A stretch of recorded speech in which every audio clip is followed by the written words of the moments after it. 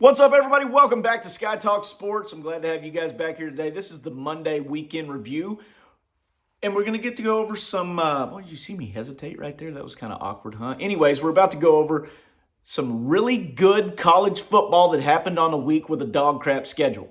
The lineup this week sucked. Nobody was interested. Colorado State was the big game. That's what everybody was talking about. All the other games were supposed to be blowouts, and they were not. And that was extremely interesting for the future of college football. But let's jump right into it with my Fighting Texas Ags. All right, ULM, not a big opponent. Everybody knew we were going to blow them out. That's what ended up happening. However, it was really nice to see the Ags get back on track. I had the perfect tickets this week, baby. I mean, I'm right there. I'm right on the 50. We get down there, boom, lightning delay. Get your butts out of the stadium. Haul me, my wife, the kids, all the way back up. We wait forever. By the time we get coming back down, they've already started the freaking intro that I actually spent a little bit of time this week trying to learn the words that I couldn't figure out what in the hell they were saying. Asked for a little help on Twitter. Boom, boom. Figured it out. Pumped up to go in there. Me and my little girl were going to give it to them with the hey, hey, and all the ayo, ayo. And then we walked into a stadium full of absolute smoke, which means the pyrotechnics actually worked this week. So right on, guys. But nonetheless, we were able to start off and get to watch a little bit of Aggie football. Here's what I have to say about this week. Conner Weigman is the man. Highest rated quarterback in the SEC. He is the best quarterback in the SEC. That's not me being a homer. Go look up the stats yourself. He's the man. Now, I'm going to say this. You see a lot of quarterbacks that look good because they have that one target that finds a way to get open, and he's always able to get him the ball. That's not the case for Conner. This week, Evan Stewart, out. Noah Thomas, pretty much out. Lots of rotations in there at the receiver position. It did not matter to Conner. Okay? And when I'm talking stats, you got to realize this too. A lot of quarterbacks get pumped up stats, especially guys in the air raid type stuff, because they are hammering out tons of flare routes, flat routes, slip screens, gel breaks, fast screens. Conner doesn't throw those. This guy is driving the ball downfield through the seams, throwing freaking dimes to whatever receiver comes open. He's reading coverage. He knows where to go with the football, and he is sticking it on the money. The dude is an athlete, and if you do not contain him, he can run the football. Very, very impressed with the way Conner Weigman's playing right now, and I am extremely excited that he is the quarterback of the Fighting Texas Aggies.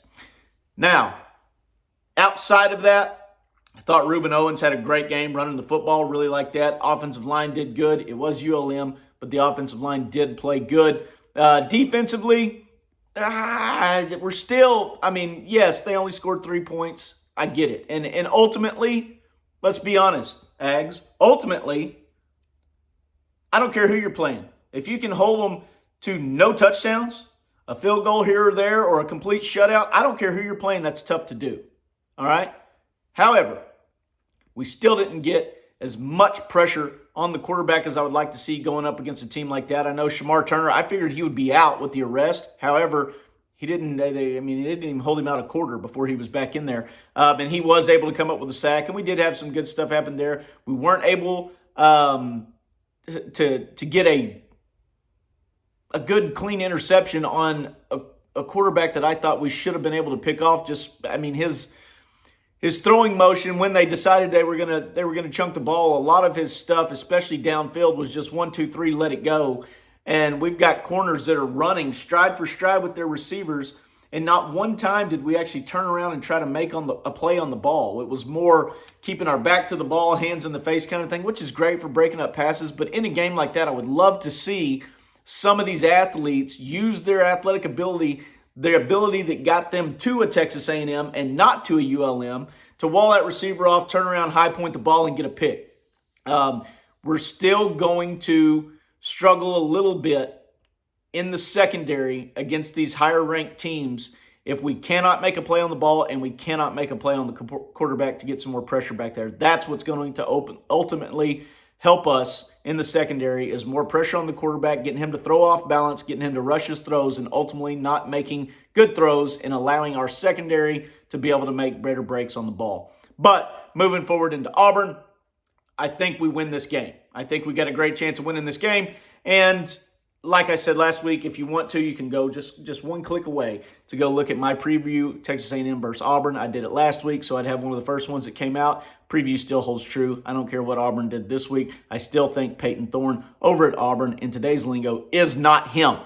He is not him. Yeah, he had a good week against Samford. So would our local high school team.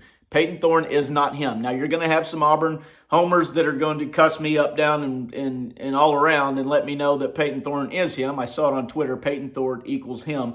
You're full of it, okay? Not saying he's a bad athlete. He is a good athlete. Not saying he can't run the ball. Said that last week. He can run the ball. If you allow or do not hold contain on Peyton Thorne this coming week, he will be the kind of guy that screws defenses over because you hold them to a 3-7, a 3-8, 3rd and long, whatever you got there, and you don't contain him, and he runs for 8, 9, 10 yards, and you've got to restart the series all over again.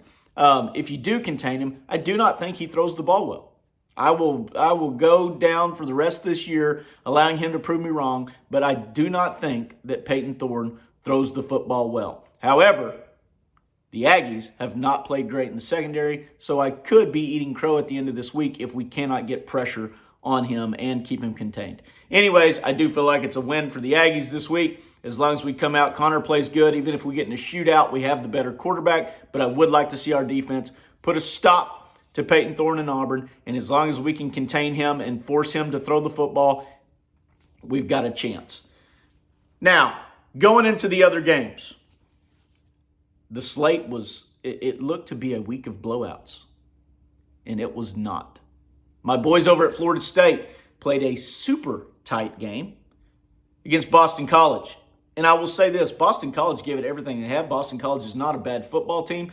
I really thought Florida State, with the Seminoles, I thought they were going to just put an absolute just whipping onto the boys at Boston College, but they did not. And this was one of those weeks that I should have known going into it. I should have known going into it, looking at the slate and going, this is going to be a game of blowouts. Right there, that should have been the immediate stop to my thought process and know that that's just not how the world works. Anytime you think it's going to be a blowout, it's not. And when you think it's going to be a tight game, it turns into a blowout. So I should have known going into this week that it wasn't. But nonetheless, Florida State hung on like good teams do and came away with the win. Your boys at Texas, everybody's giving the guys at Texas, the old Longhorns, the T-Sippers, a tough time down there in Austin. I'm not that worried about it. I didn't even, if you are following me on Twitter, I didn't even make a comment during the game about it. I did notice, throughout the game, oh, hey, Wyoming's up right now, or hey, it's tied right now. I was in a position of one of two things are going to happen. Either Texas is going to be Texas of the past decade, and they're going to come off a giant win at Alabama when they're on a super high, and then they're going to find a way to screw it up and lose it. And then they go back to everybody talking that same crap that Texas is always plays up for the big teams and plays down for the bad teams. Or we look at it as if Texas is really as good as people say they are, before this game's over, they're going to find a way to pull it out. And they ended up winning by 3 scores, 31-10. That's a 21-point margin. There's not much you can be upset about that at the end of the day. They got some help from defense. They ran the ball well. Quinn Ewers is still being Quinn Ewers. Wyoming is not a horrible football team. They beat Texas Tech, who took Oregon to overtime, who people are thinking might be a contender for the Pac-12 championship. Wyoming's not trash. They're a good football team. At the end of the day, Texas beat them by 3 scores. If anything, I would say that's scarier to know that Texas didn't collapse under the pressure and was able to still win a game by 3 scores at the end of 60 minutes, furthering the ideology that Texas is as good as we think they are. The other games that we can get into, and I had an entire list of them going here. Georgia, South Carolina. I told y'all Georgia will not three-peat this year. Spencer Rattler he's a good quarterback. I said last week, when he's on, he is money, and when he's not, he's trash, and we got to experience a little bit of both this week. The first half, Spencer Rattler was the Spencer Rattler that people talked about for the past 3 years about being a Heisman contender. okay? Georgia had nothing going for them. Beamer at halftime said, we're whipping their butts. And that was a truthful statement. They were. Florida, what the hell am I talking about? South Carolina was whipping Georgia through the first half of that football game. Georgia did what good teams do. Every good high school team that you've ever seen that you watch them step on the field and you go, well, these guys can't be that good, but they are used to winning so much that they don't know how to lose. That's what Georgia is right now in college football for us. They just keep doing what they're doing and somehow find a way to win the football game. And that's what happened to South Carolina. South Carolina tasted greatness for 30 minutes and then fumbled around and couldn't figure out how to seal the deal in the last 30 minutes. However, if that was a team that was on the precipice of being a national championship contender this year, Georgia doesn't win that football game, I don't think. They are not playing like we're used to seeing Georgia play. So, still leaves the SEC wide open for who could make a play. It is scary on if the SEC is able to get a team into the college football playoffs, because if somehow you have an A&M or you have an LSU run the table from here on out, then beat Georgia in the championship, and you've got a one-loss SEC champion, but you have a undefeated Big 12 in Texas, you have an undefeated Pac-12 in either USC or Oregon or Washington, and you have your Big 10.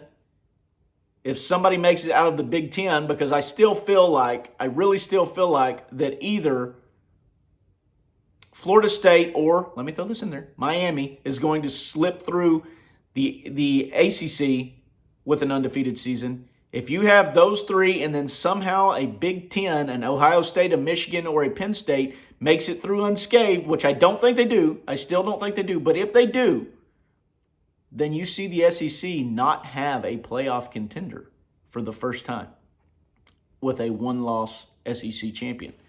Anyways, moving on. So here's what we got with that. The Florida State deal, we already went through that. Penn State on Illinois, it was still a 3-score game. All right, I thought Penn State would blow them out, but it's still a 3-score game, so nothing there. Washington is scary. Penix is a phenomenal athlete. Washington has a good football team. Michigan State going through the entire Mel Turner scandal right now. A lot of crap going on there. Usually a better football team than what they showed. However, Michigan State 7, Washington 41. They're not a joke this year. The Pac-12 is a tough conference to be in right now. Notre Dame, this week coming up, we've got Notre Dame and Ohio State. Now, Notre Dame beat Central Michigan, and Ohio State, I don't know, picked on somebody else. However, neither one of them have played anybody that we can go, yeah, that's a good team. Here's a good read on them. This week, which I know we're going to have the entire world there at that game, this week will tell us what Ohio State and what Notre Dame is, because you still have playoff contentions with Notre Dame, right? If Notre Dame runs the schedule, runs the gauntlet, comes out unscathed as an independent, you got a little something to work with there. However, I will say this. Let me say this. My boy Mike Elko over at Duke, okay? Let's give Duke some love real quick, and let's think about this. Duke is playing fantastic football right now. They are in the ACC, okay? We saw Miami beat A&M. We haven't seen Miami really play anybody else, all right? Now, they're coming up down the road here pretty quick, where they're going to have a couple games that they've got to play. However, if Duke, let's say Notre Dame finds a way to beat Ohio State this next week. If Duke can hang on and beat Notre Dame, by the time Duke is done, they will have 3 top 10 wins. And you have to put them up there in the top of the rankings, because they're holding people to 14.2 scores is the most that's been put on them this entire year. Duke is playing football right now, and that makes it even more interesting over there in that area. With you've got Clemson, who I think's done. Piss on Clemson. Dabo has just absolutely crapped the bed. He has decided that now, since he is anti-transfer portal, that he's just going to let Clemson collapse. They're done for this year. You've got Duke, Miami, and Florida State all over there, and they all are better football teams than Clemson right now. But Duke has not been talked about as a contender. And I think if we look at it, let's see when they who they have coming up, because they beat Northwestern 38-14 this past week. And it's not, I mean, Northwestern's not a great football team right now, but they're Northwestern, so they're never horrible. I say that. They're better than some of the other teams we're seeing teams play this week. Let's just say that. They're not a mascot or a team you've never heard of. Anyways, Duke's going to have to, so Duke doesn't even have Miami on the schedule, but Duke will have to play Florida State, Notre Dame, and North Carolina before the year's over. If they can make it through that, one, it would be absolutely amazing for Duke. But two, I just think that's a team we're not talking a whole lot about right now, and I love the way they're playing football. And so that's somebody on my list I think you ought to put on your radar, is that nobody's talking about Duke, and Duke is playing really good football right now. Moving on, I still think you got Miami has the schedule set up for them. Okay, if you're a Canes fan, you're sitting really freaking pretty right now, because at the end of the day, you've got a cakewalk here for a little bit.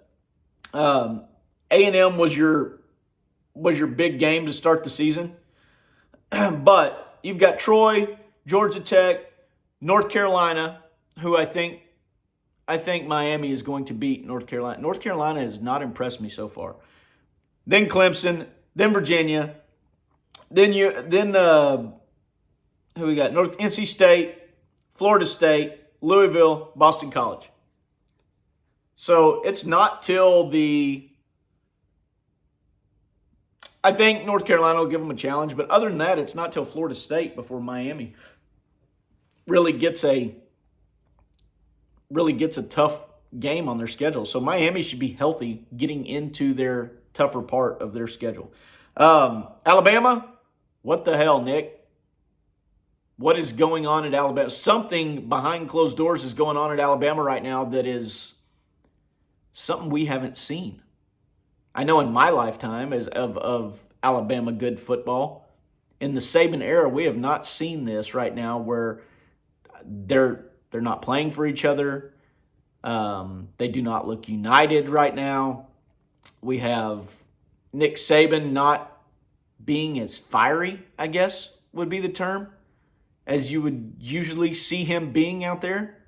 Can't figure out who in the piss their quarterback is, which I feel like going into this next week, Jay Milroe's going to be back in there, which is probably what they should have tried to do from the get-go, is just figure out how to run the offense around him instead of running him around the offense.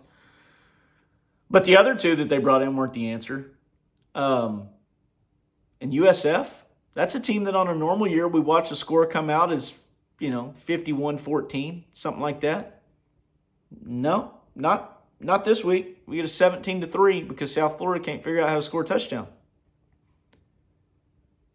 I have said it once. I've put it on Twitter.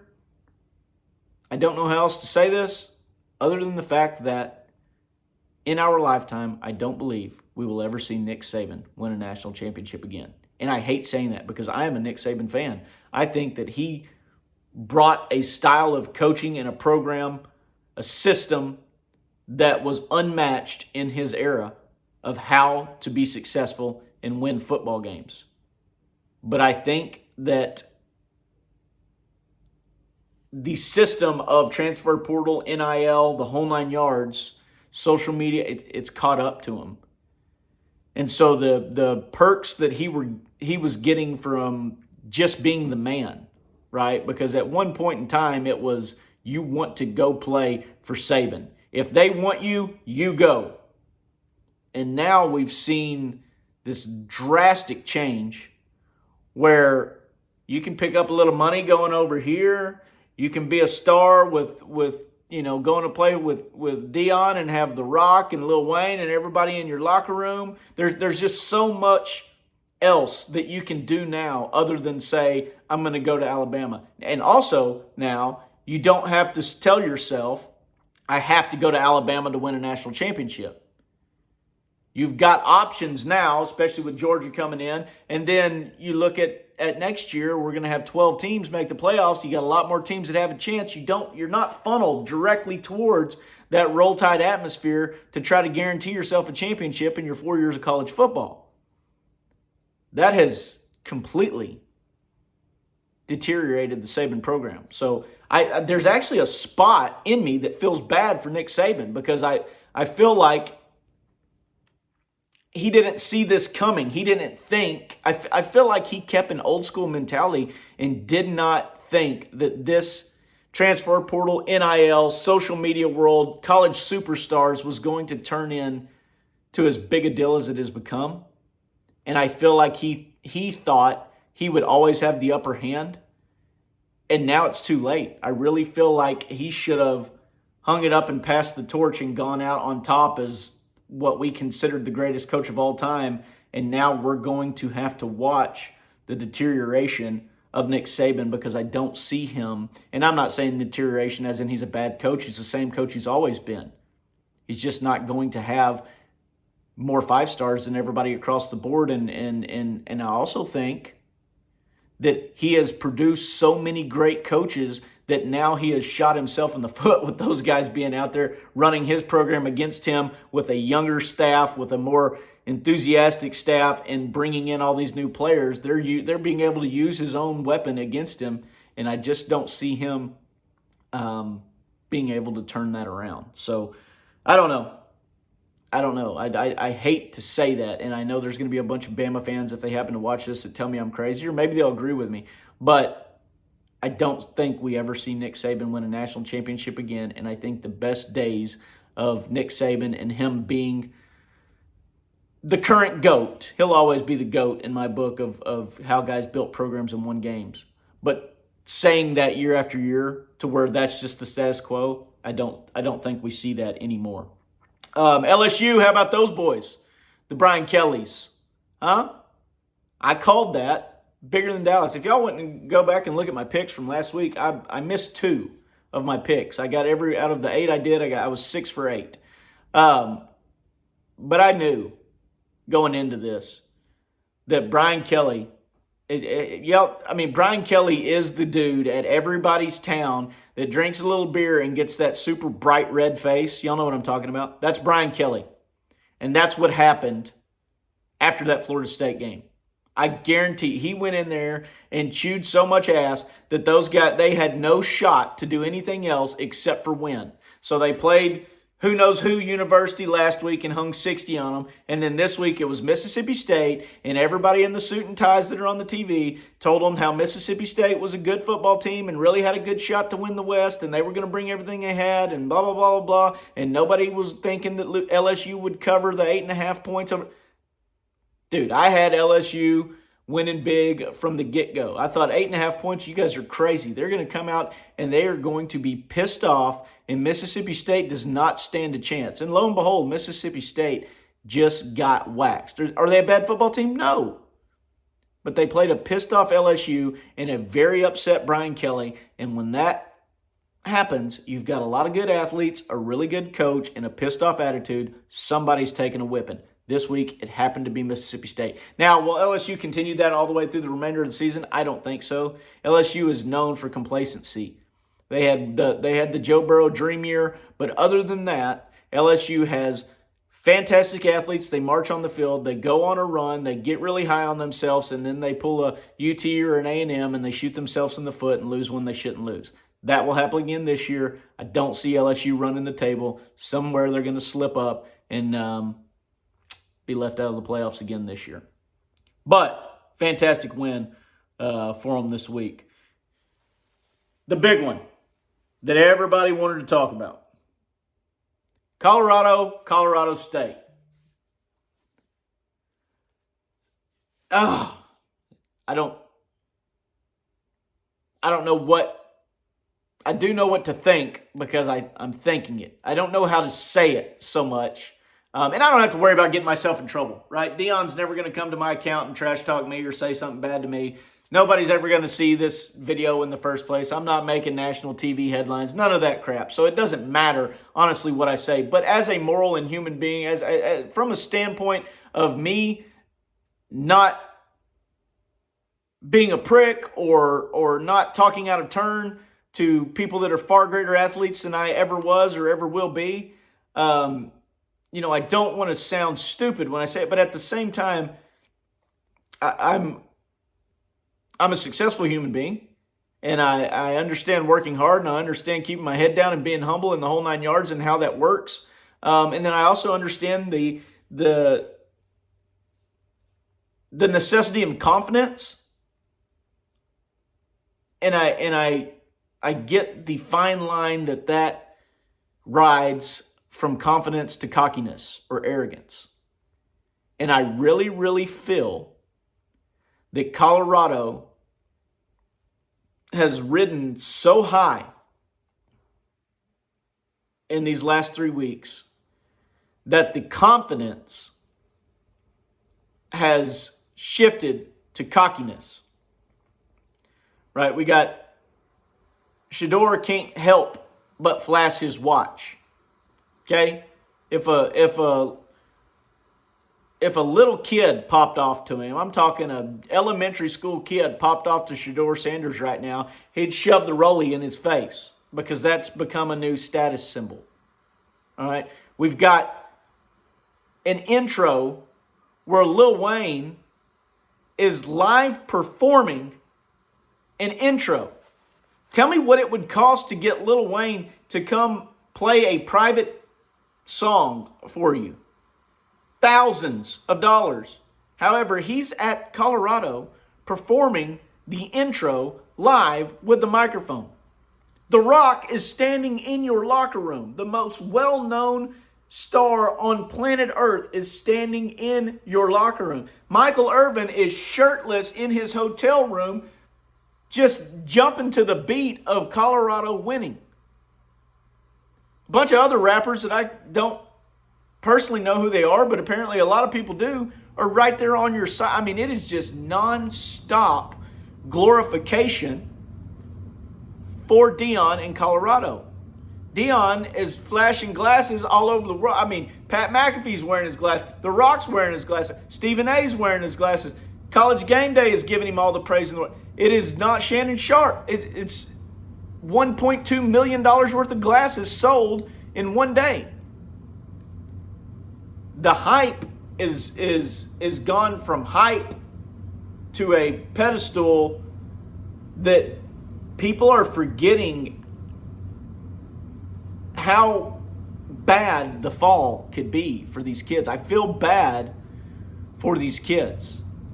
I mean, you've got Danny Kanell, who is saying stuff that, yeah, he probably pushed it a little harsh on what he said, but he's speaking his mind, right? Just like Deion speaks his mind and the kids speak their mind. He's speaking his mind, and then Deion's son comes on Twitter and tells him he's a hoe. He's a pure hoe, a Twitter hoe. You got, after the game, Norvell goes to shake hands with Deion, and you got Shedeur Sanders pretending he's Deion's bodyguard, like he needs to be in that conversation. I know your nickname's grown, but you're not grown yet. You're a college football player. Go with the college football team and go back and celebrate with the college kids and go in the locker room and lead your team. Let daddy go shake hands with the other coach and let them, the grown men, discuss that. And then when he turns his back, you flash him the Rolex sign again. It has overstepped the bounds of respectful and just hard-nosed playing football, having a good confidence, and just go. I was perfectly fine and super supportive of the, they don't know who they're messing with, we're going to come out and shock the world. I'm all about that. Give me the underdog every time. But now we have overstepped the underdog portion of that, and we have gone into a situation of we're the greatest. Y'all all suck because y'all didn't know. Look at me. Here's my money. Here's my rapping friends. Here's all my superstar friends. We're the best. Y'all didn't know about us. And I love the ideology that they believe how good they are. The problem is, it's that they're really not. They are much better than Colorado has seen in the past. But you have everybody on cloud nine. You have an entire community, which a lot of your fan base doesn't know enough technically about football to understand what's about to happen. And you have them all thinking that you're going to win a national championship. And you're going to end up 7-5 or 6-6. Which puts you, as the kids say nowadays, mid. Our generation would call it average. You're an average football team. But you have portrayed that you are the richest, the most popular, the best that's out there. Your defense is extremely suspect. Your offense is, while you're scoring a lot of points, and while I will give Shedeur Sanders credit for having the moxie to will that team back into that game and win that game. Fantastic football game. Fantastic football game. One of the best games I've ever watched. Loved watching every minute of it. And I loved the competitiveness of Colorado to fight back and win that game. That's what it's about. That's what I loved about them from the beginning, is that they were the underdogs and they were going to come back and do it. That's what that portion was. And now I know in this situation, CSU was the underdog, but really and truthfully, if you know what you're looking at from a football team's perspective, Colorado will remain the underdog on the majority of their schedule. So I loved that. But the not knowing where you actually stand and not even trying to say that you're better, but actually pulling the wool over people's eyes and flashing everything like the world around you sucks and you're the man, knowing you have to know. If you think that Deion Sanders really thinks that they are about to shock the nation and win the national championship, then you're crazy. There's no way. There is absolutely no way. Deion Sanders was one of the greatest athletes the world has ever blessed, the good Lord has ever blessed the world with. A competitor till the day he dies. He understands how the game works on multiple facets. He knows they ain't winning a national championship. He also knows they're not winning the Pac-12. He's got them believing. He's moving in the right direction. And I just wish somebody would come out and say, we're trying to build this so that in the future we can do this. Because I'm very worried for the kids on that team and for that fan base when these next few weeks come up. And it's just, I'm not going to cancel them out from this week. I do think Oregon's better than them, but I'll be honest with you. Oregon hasn't shown much. So I think Colorado State has a chance.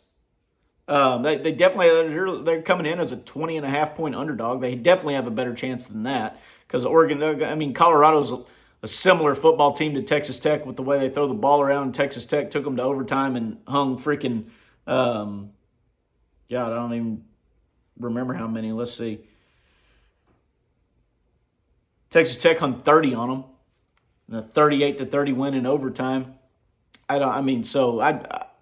you're going to bet, I would pick Colorado plus 20 points right now if you can do that. But I think that's a decently close game. But once you get done with that, your next week you play USC, who is going to thrash your suspect defense. Arizona State, you got that one. You're going to pull a win off there. Stanford, you're going to pull a win off there. UCLA, you're in trouble there. They're a good football team. Oregon State, good football team. You're in trouble there. Arizona, you're going to beat them. Washington State, you're in trouble there. Nobody's talking about Washington State. They're a really good football team. Then you got Utah. You're in trouble there. They're a physical football team, and you are not. 6-6, 7-5 at the best. It's just, it's something that nobody's talking about, that we have seen nothing but this. And it's not even gone at an angle. It's just been straight up. And the fall is going to be just as hard. And I'm just hoping that, and maybe those two chump games in the middle right there with Arizona State and Stanford, maybe that gets it all rolling again and before you get to the end of it. But it's worrisome to think that those last games could just be lost, and just really drive that whole program right back down into the ground. But anyways, this week, fantastic college football coming up. We're going to do a whatever you want to call it, a preview for this coming week. Here in a couple days, getting closer to the next week, probably Thursday, that'll drop. But I hope you enjoyed what we talked about here. If you can help me out, I need 50 subs on here, right? And listen to me talking to Dion and stuff like that when I don't even have 50 subs. So whatever. I know that I have no clout when it comes to this kind of stuff. And I also have no disrespect for Deion Sanders or for Colorado. I have no disrespect for anybody out there. They are all far greater athletes than I ever was.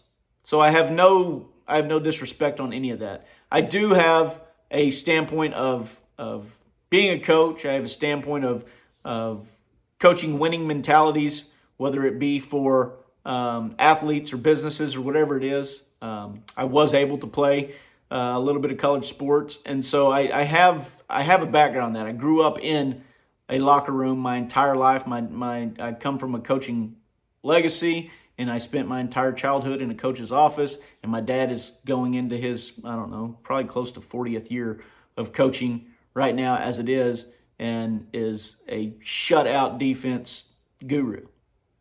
And I've lived that my entire life, and I know the importance of winning, and I know the importance of confidence and not cockiness, and I know the importance of humbleness, and I know what I'm looking at when it comes to watching these games and how everything sets up from a technical standpoint and from a passion standpoint of how things end up working out. So I don't want anybody to think that I am trying to portray Deion in a bad light or Colorado in a bad light. I'm not at all. Much respect for them. I just feel like we have shot them to the moon, and they're going to take a horrible fall if we don't figure out a way, or not even we, if they don't figure out a way, Coach Prime doesn't figure out a way how to put that in check and bring everybody back down a step, because the way it looks right now, stuff's getting out of hand, and the higher you go, the harder you fall.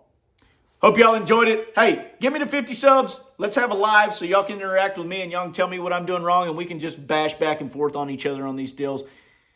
Look for the next one tomorrow. We'll do another little recap. I've got some stuff to talk about tomorrow, but this one, we're already 38 minutes into it, and I'm sure you're tired of listening to me talk. Catch you tomorrow. Peace.